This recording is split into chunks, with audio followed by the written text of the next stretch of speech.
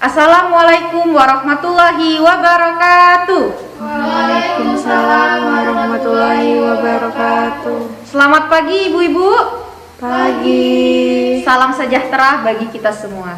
Pertama-tama marilah kita panjatkan puji dan syukur atas kehadiran Allah Subhanahu wa taala, karena berkat karunia dan nikmatnya kita dapat berkumpul dalam kegiatan kita pada pagi hari ini dalam keadaan sehat walafiat. Salawat berserta salam kita sanjungan kepada Nabi kita Nabi Muhammad SAW berserta keluarga, sahabat, dan insya Allah kita akan menjadi pengikutnya sampai akhir zaman. Amin ya robbal alamin. Baiklah, apa kabarnya ibu-ibu, sehat? Sehat. Alhamdulillah. Semoga kita selalu sehat ya Bu di tengah pandemi saat ini. Saya ucapkan selamat datang dan terima kasih banyak kepada ibu-ibu sekalian karena sudah mau hadir dan ikut berkumpul bersama kita di kegiatan penyuluhan gizi dan nutrisi ibu hamil pada hari ini. Saya harap diadakannya penyuluhan ini dapat meningkatkan pengetahuan ibu-ibu terhadap gizi dan nutrisi yang harus dipenuhi selama masa kehamilan. Baiklah, sebelum acara inti dimulai, saya akan menjelaskan tujuan dari penyuluhan ini. Jadi tujuan dari acara kita pagi ini yaitu memberikan informasi dan pengetahuan tambahan kepada ibu-ibu hamil tentang pemenuhan gizi, pola makan yang baik, dan dampak kekurangan gizi dan nutrisi selama masa kehamilan. Baiklah, langsung saja kita buka acara kita pada pagi hari ini yaitu penyuluhan nutrisi dan gizi ibu hamil dengan lafaz basmalah. Bismillahirrahmanirrahim. Selanjutnya kita akan masuk ke sesi inti, yaitu sesi yang berisi tentang pemateri yang akan menjelaskan tentang nutrisi dan gizi pada ibu hamil. Nah, saya harap ibu-ibu memperhatikan dan mendengarkan secara seksama pemateri kita yang akan menjelaskan tentang asupan-asupan yang harus dimakan selama masa kehamilan. Baiklah, langsung saja pemateri yang pertama yaitu Ibu Rizky Dian Wahyuni. Kepada Ibu Rizky Dian Wahyuni dipersilakan. Warahmatullahi wabarakatuh. Baik ibu-ibu, saya akan menjelaskan materi tentang gizi dan nutrisi untuk ibu hamil. Pertama-tama, kita harus tahu dulu definisi makanan bergizi dan bernutrisi itu sendiri.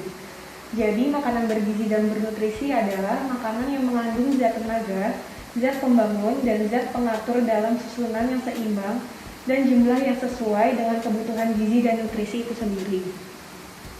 Selanjutnya, apa sih manfaat makanan bergizi dan bernutrisi bagi ibu hamil? Jadi manfaatnya yaitu dapat menjaga kesehatan ibu hamil selama masa kehamilan. Asupan gizi dan nutrisi juga akan meningkatkan produksi ASI, mampu mencegah bayi lahir dalam keadaan berat badan rendah, membantu pertumbuhan rahim atau uterus, payudara, volume darah, plasenta, air ketuban, dan pertumbuhan janin itu sendiri. Nah, berikut ada pengertiannya, ibu bisa lihat di layar. Nah, berikut adalah daftar angka kecukupan gizi. Seperti ibu bisa lihat di layar, zat gizi itu energi kalori yang dibutuhkan wanita dewasa yaitu 2.500.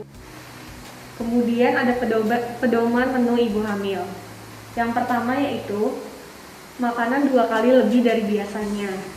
Yang kedua, makanan dapat diberikan sebanyak 4-6 kali. Yang ketiga yaitu batasi konsumsi makanan berlemak tinggi. Yang keempat yaitu usahakan mengkonsumsi makanan dalam komposisi seimbang dengan susunan seperti berikut. Susunannya bisa dilihat ya Bu ya di layar seperti ini Bu. Selanjutnya, tidak lupa perbanyak minum air putih, serta hindari konsumsi bahan makanan yang mengandung pengawet dan pewarna.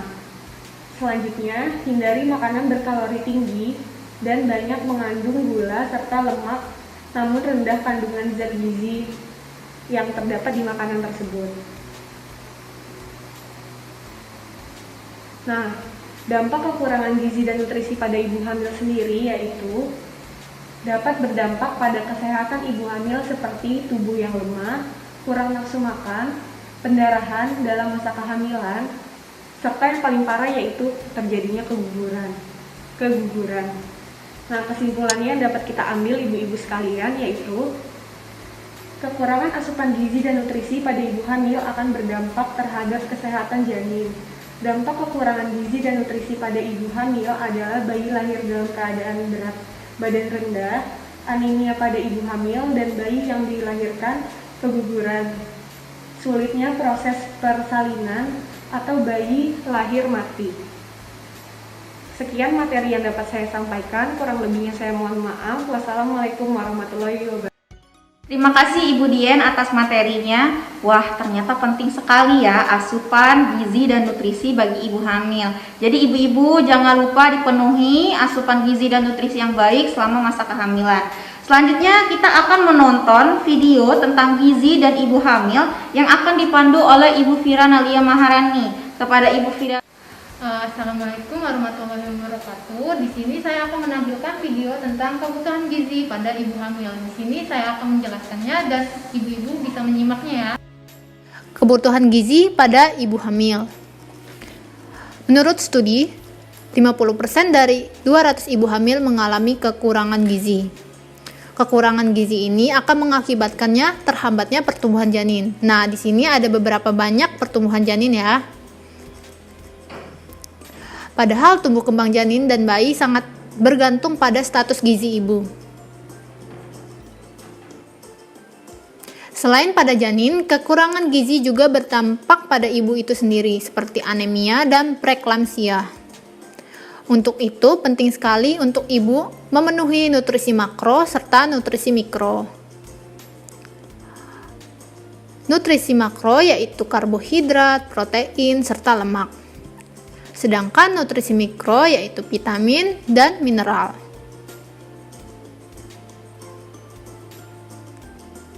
Pastikan untuk mengonsumsi nutrisi makro dalam jumlah yang tepat karena penyerapan nutrisi mikro membutuhkan nutrisi makro. Lalu, apakah makanan saja dapat mencukupi kebutuhan nutrisi ibu hamil? Tentu jawabannya tidak.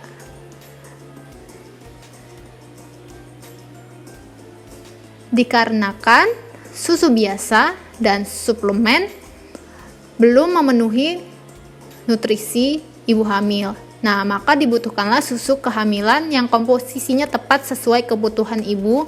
Dalam satu takaran susu kehamilan mengandung nutrisi makro dan mikro secara lengkap seperti protein, asam folat, DHA, zat besi, kalsium, vitamin D, dan inulin. Jadi pastikan ya kebutuhan gizi ibu terpenuhi karena makanan ibu adalah makanan bayi dalam kandungan ibu. Jadi dari video ini kita bisa mengambil kesimpulannya untuk ibu-ibu yang hamil agar memenuhi nutrisinya secara lengkap. Jadi sekian penjelasan dari video itu sendiri. Terima kasih. Terima kasih Ibu Fira. Kita lanjutkan sesi terakhir yaitu sesi penjelasan isi piringku oleh Ibu Alda Fitrianti. Kepada Ibu Fitrianti. Assalamualaikum warahmatullahi wabarakatuh. Perkenalkan ibu-ibu, nama saya Alda Fitrianti. Jadi hari ini saya akan memberikan materi mengenai gizi. Khususnya materi hari ini saya akan sampaikan mengenai bagaimana isi piringku yang tepat dan juga seimbang. Nah, sebelumnya ibu-ibu pasti bingung kan apa sih makna dari isi piringku itu sendiri dan apa manfaat dari isi piringku itu sendiri. Jadi di sini ada gambar. Nah, ini poster tentang isi piringku. Nah, panduan dari makanan gizi yang seimbang itu sekarang disebut dengan isi piringku. Seperti ini ya, ibu-ibu. Nah, isi piringku ini merupakan kampanye dari Kementerian Kesehatan tentang acuan sajian sekali makan yang digaungkan sejak tahun 2017. Jadi ini baru digaungkan dari 2017 yang lalu sebagai pedoman umum gizi seimbang atau PUGS. Nah, sebelumnya isi piringku ini sebenarnya sudah ada ya tentang gaungan ini. Namun namanya dulu masih dengan nama gizi 4 sehat 5 sempurna. Namun karena adanya perubahan ilmu, pembaruan, dan beberapa ahli juga mengatakan bahwasannya slogan 4 sehat 5 sempurna itu kurang tepat tanpa diiringi dengan adanya keseimbangan. Nah, tidak hanya itu, ternyata di dalam slogan isi piringku ini juga dijelaskan bahwasannya kita setiap hari butuh asupan cairan tubuh ataupun air minum setiap harinya. Di sini jelaskan bahwasannya air itu 8 gelas sehari. Artinya setidaknya 2 liter ataupun 8 gelas sehari. Ya, seperti itu. Dan juga dikatakan bahwasannya membatasi konsumsi susu, hanya 1-2 gelas per hari saja, serta hindari minuman-minuman yang manis lainnya, karena biasanya minuman yang manis ini bisa menyebabkan kadar gula darah kita itu meningkat, biasanya bisa membuat kita lebih beresiko untuk terkena penyakit diabetes. Namun selain itu, kita juga harus seimbangkan dengan aktivitas fisik, yaitu 30 menit per hari. Jadi, tidak hanya kita memasukkan makanan saja ke dalam tubuh, namun juga kita harus imbangi dengan aktivitas fisik setiap harinya, minimal 30 menit per hari. Hal ini berfungsi untuk supaya makanan yang kita makan setiap harinya itu bisa diproses dalam tubuh, sehingga tidak terjadi penumpukan lemak, dan juga kita bisa lebih menghindari yang namanya penyakit kolesterol, darah tinggi, dan lain sebagainya. Lalu jangan lupa setiap sebelum makan, sesudah makan, ataupun ketika hendak memegang makanan dan lain sebagainya, usahakan untuk terus mencuci tangan menggunakan sabun atau CTPS. Apalagi sekarang di masa pandemi, kita kan tidak tahu kita memegang barang apa saja apa saja yang kita pegang, sehingga penting sekali untuk melakukan CTPS sebelum ataupun sesudah memegang makanan dan minuman. Sebaiknya sebelum itu juga harus mencuci tangan terlebih dahulu. Mungkin sekian ya ibu-ibu penjelasan dari saya mengenai isi piringku. Semoga ibu-ibu yang mendengarkan bisa menerapkan porsi keseimbangan isi piringku ini dalam kehidupan sehari-hari, yaitu setengah bagian isi dengan sayuran dan buah-buahan, dan juga setengah bagian lagi diisi dengan karbohidrat dan lauk pauk. Terima kasih, saya kembalikan ke MC. Wassalamualaikum warahmatullahi wabarakatuh. Baiklah, terima kasih Ibu Alda atas materinya. Jadi ibu-ibu sudah tahu ya isi piringku yang baik itu bagaimana. Saya harap ibu-ibu dapat menerapkan pengetahuan dan informasi yang ibu dapat di sini, setelah ibu-ibu sampai di rumah. Jadi selesai sudah sesi inti kita hari ini, dan saya akan menyimpulkan kesimpulan dari seluruh materi tadi. Kesimpulannya adalah kekurangan gizi dan nutrisi pada ibu hamil akan berdampak pada kesehatan janin dan kesehatan ibu hamil itu sendiri.